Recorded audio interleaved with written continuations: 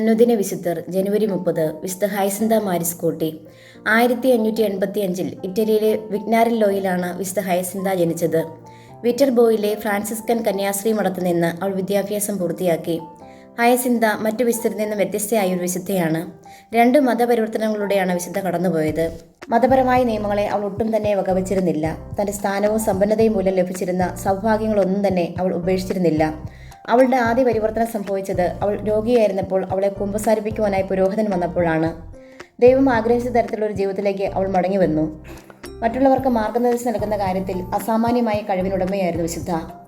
പ്രായമായവരെയും രോഗികളെയും ശുശ്രൂഷിക്കുവാൻ അവർ തങ്ങളുടെ ജീവിതം സമർപ്പിച്ചു. 1640 ജനുവരി 30 വിശുദ്ധ ഹൈസിന്ത ദൈവസന്നിധിയിലേക്ക് യാത്രയായി. 1807 വിശുദ്ധയായി പ്രഖ്യാപിക്കപ്പെട്ടു. ജീവിതത്തിലെ സഹനങ്ങൾ ദൈവസഹായത്താൽ എങ്ങനെ അനുഗ്രഹങ്ങളാക്കി മാറ്റാമെന്നതിൻ്റെ വ്യക്തമായ ഉദാഹരണമാണ് വിശുദ്ധ ഹയസിന്തയുടെ ജീവിതം.